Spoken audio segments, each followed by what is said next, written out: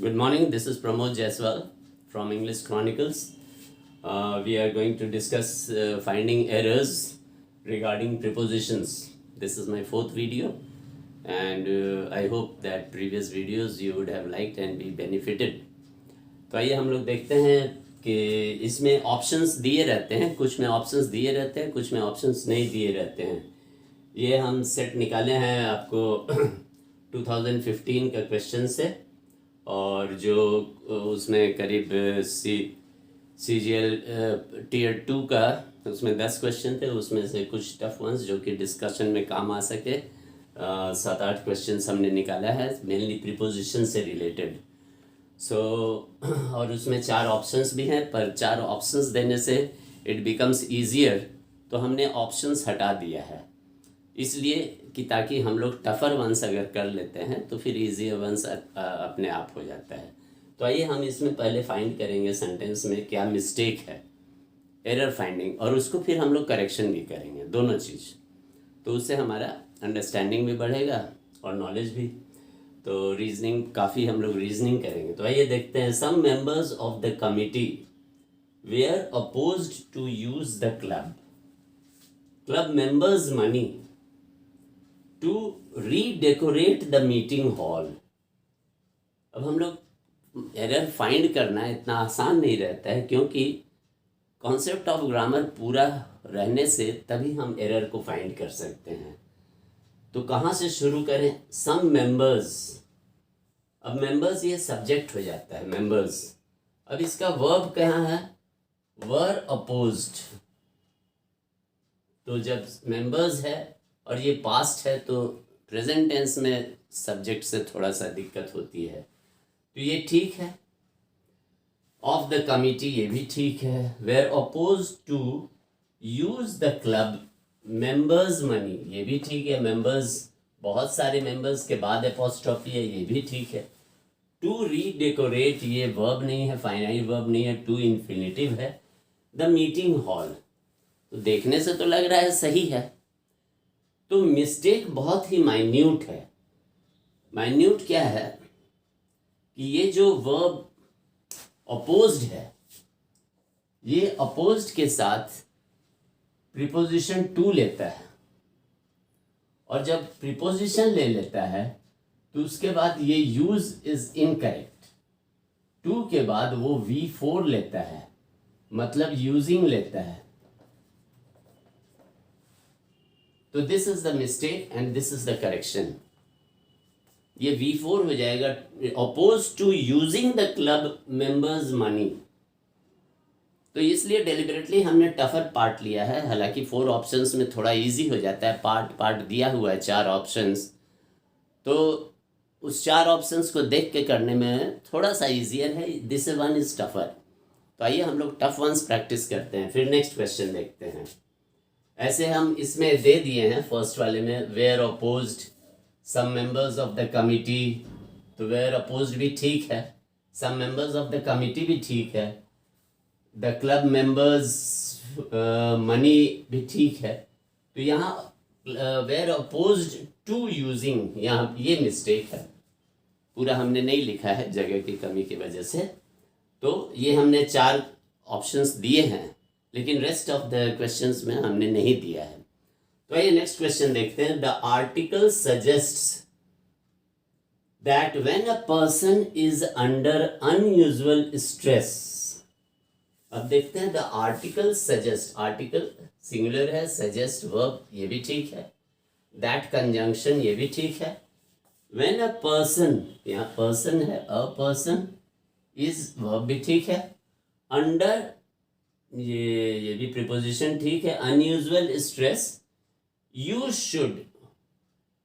तो यहाँ कह रहे हैं कि एक पर्सन, कोई पर्सन अगर अंडर स्ट्रेस में होते हैं, कोई दूसरे पर्सन, तो यहाँ लिखते हैं कि यू शुड.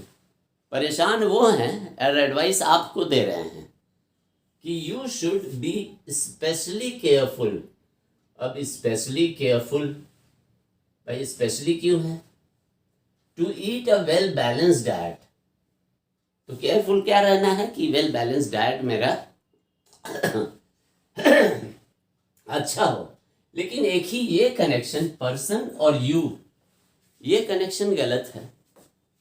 बात हो रही है if a person suggest that, वो आर्टिकल जो पढ़ रहे हैं उस वो ये कहता है कि जब एक आदमी, कोई आदमी, any person is under unusual stress, तो वो आपको कह रहा है यू शुड, तो यही गलत है। यहाँ पे यू इज इनकरेक्ट, क्योंकि किसी भी पर्सन तो उसका प्रोनाउन होना चाहिए he should, not you should. तो आइए अब नेक्स्ट देखते हैं। He looked upon me, he looked upon me eye to eye for a few moments before he spoke, before he spoke। अब यहाँ देख रहे हैं कि looked past tense है, ये वर्ब एक ये भी है, ये भी past tense है, तो ये करेक्ट है। he looked upon me, ये upon preposition है। eye to eye, एक होता है eye for an eye, tooth for a tooth, तो वो दूसरा फ्रेज है, आई टू आई है। इसका मतलब है कि ध्यान रखना, eye to eye for a few moments, a few ये भी सही है, कुछ देर के लिए। पहले देखा आंखों में आंखें डालकर, आई टू आई का मतलब यही हुआ, फिर वो बात करना शुरू किया। तो गलती कहाँ है, ऐसे में ढूंढना जरा सा टफ पड़ता है। तो बहुत से टेस्ट में ऑप्शन देते हैं, बहुत से में नहीं भी देते हैं, तो इसलिए हम प्रैक्टिस करा रहे हैं बिना ऑप्शन वाला। तो भैया हम देखते हैं कि लुक्ड अपॉन मी नहीं होता है, लुक्ड एट मी होता है, ये इनकरेक्ट है। ही लुक्ड एट मी, मेरी तरफ वो आंखों में आंखें, लुक्ड अपॉन मी नहीं होता है। जैसे the cat jumped upon the table, तो ये मिस्टेक ये है, ही लुक्ड एट मी होना चाहिए। Getting my point? आइए next one, let us vie. Vie का मतलब होता है, एक होता है जेलस, आप किसी से ईर्ष्या करते हैं।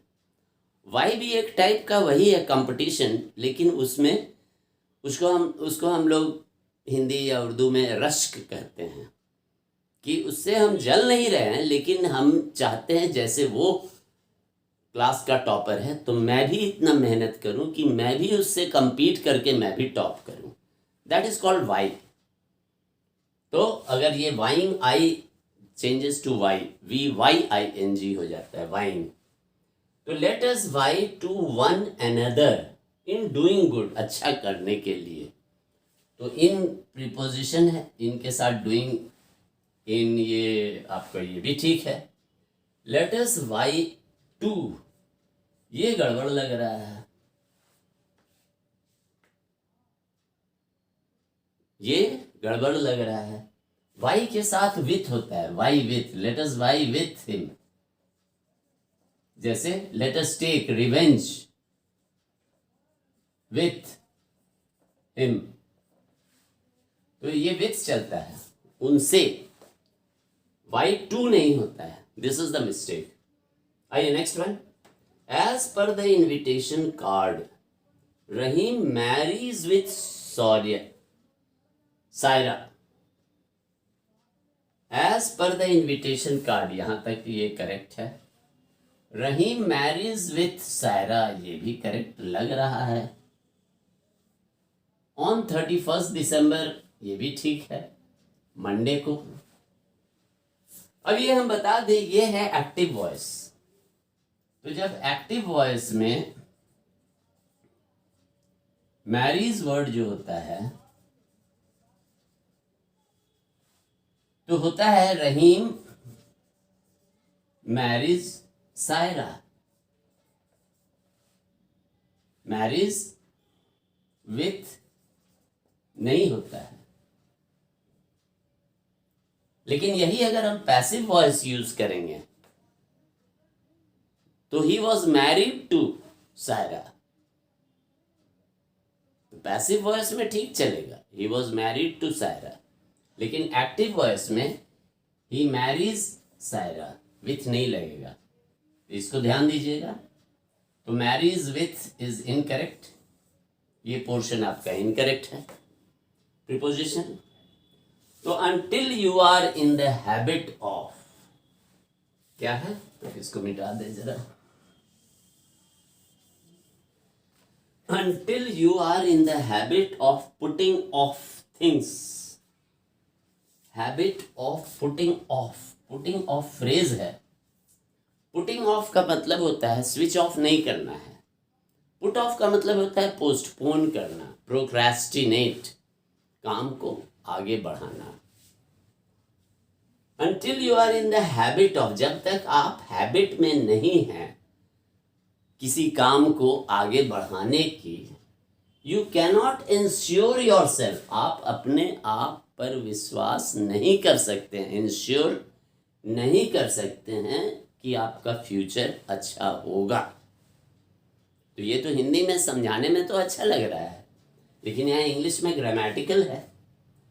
Put it of things you cannot ensure your self, अपने आप को श्योर नहीं कर सकते हैं ऑफ अ गुड फ्यूचर। अब ये वही चीज हो गया, इंश्योर जो वर्ड है, इंश्योर ऑफ, ये प्रीपोजिशन नहीं लेता है। This word does not need a preposition. बहुत सारे वर्ड हैं which doesn't take a preposition, उसमें लिस्ट ऑफ वर्ड्स है, तो आप भी ग्रामर बुक में देखेंगे तो थोड़ा सा याद करना पड़ेगा कौन कौन से वर्ड्स हैं जो कि प्रीपोजिशन नहीं लेते हैं। तो इंश्योर भी प्रीपोजिशन नहीं लेता है, तो आंसर होगा without of you cannot ensure your self a good future. तो ये प्रीपोजिशन नहीं होगा। आई फॉरबिड यू, फॉरबिड का मतलब होता है मना करना, तो फॉरबिड जो वर्ड है वो नेगेटिव है, माने नहीं, नो।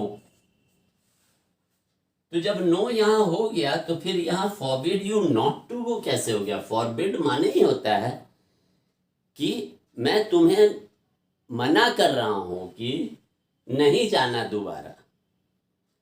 तो मैं तुम्हें मना कर रहा हूं नहीं जाना, माने नहीं जाना, नहीं जाना दो बार, तो माने डबल नेगेटिव बिकम्स पॉजिटिव। तो दिस इज इनकरेक्ट। जैसे अनलेस एक वर्ड होता है, unless you do not study you will not पास।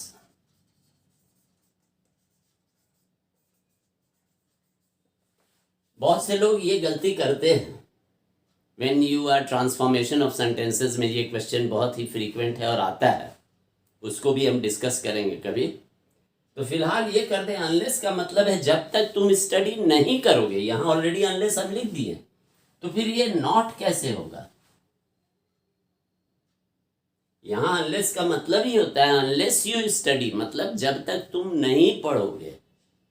तो उसमें do not is not used, ये इनकरेक्ट हो जाता है। ज़्यादातर स्टूडेंट्स इसको ऐसे ही लिख देते हैं, unless you not study, do not study. लेकिन अनलेस का मतलब ही होता है नेगेटिव। अनलेस यू स्टडी मतलब ये है कि जब तक तुम नहीं पढ़ोगे यू विल नॉट पास। तो वही हिसाब यहाँ हो गया, I forbid you not is not essential to go there again. I am sorry, ये प्रीपोजिशन से मतलब नहीं है, लेकिन बहुत ही इंपॉर्टेंट चीज़ था, बात दोबारा सामने नहीं आता, इसलिए अब जैसे उसके चलते अनलेस बहुत इंपॉर्टेंट था, ये भी हमने सिखा दिया। तो आइए last question, the book is different than. तो ये भी इनकरेक्ट है, डिफरेंट के साथ दैन नहीं लगता है, डिफरेंट के साथ डिफरेंट फ्रॉम होता है। डिफरेंट के साथ the book is different from, so this is incorrect, from is correct। तो आई होप मेरे एक्सप्लेनेशन समझ में आए होंगे, और इसी तरीके से पसंद आता है तो आप उसको लाइक करिए और शेयर अमंग योर फ्रेंड्स। और ऐसे ही प्रीपोजिशन हम आपको रिपीटेडली भेजते रहेंगे वीडियो को। और अगर हमें रिस्पांस आप देते हैं तो सब्सक्राइब करिए टू माय चैनल, उससे मैं प्रोत्साहित होऊंगा कि आपको फर्दर वीडियोस देते रहेंगे। और अगला वीडियो बहुत जल्दी आएगा मेरे सामने। Thank you, have a nice time.